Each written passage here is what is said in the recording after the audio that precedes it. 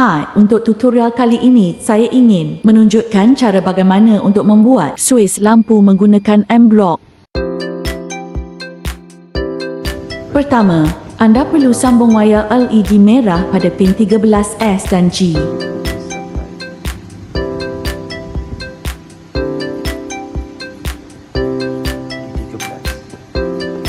Dua, sambungkan wayar LED merah pin S dan G.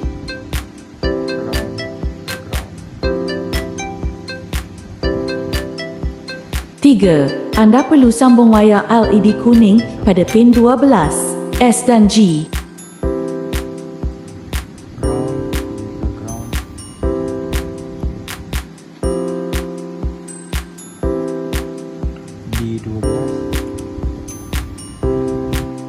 Empat. Sambungkan wayar LED kuning pin S dan G.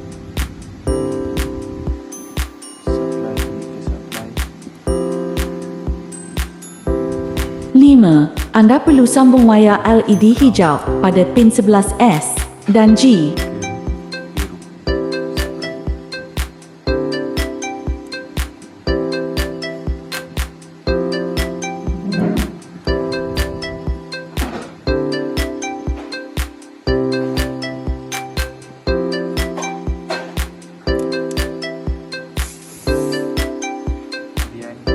6. Sambungkan wayar LED hijau pin S dan G.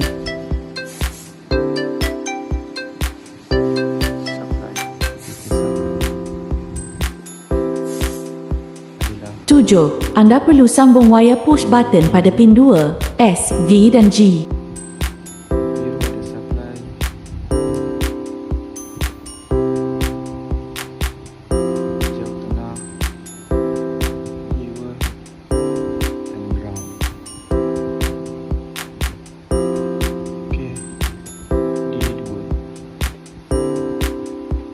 8. Sambungkan wayar push button pin S, V dan G. Biru adalah supply, hijau adalah tengah, S dan ground. 9. Sambungkan wayar USB pada Arduino. 10. Buka perisian mBlock pada komputer anda. 11. Ikut setiap langkah seperti di dalam video.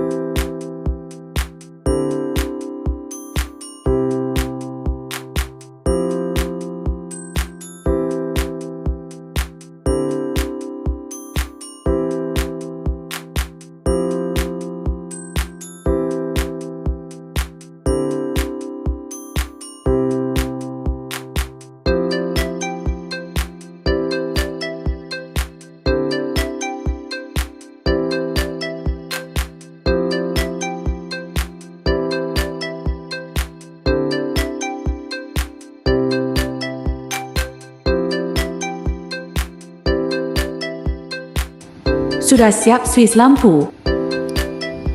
Terima kasih kerana menonton. Jumpa lagi di tutorial seterusnya.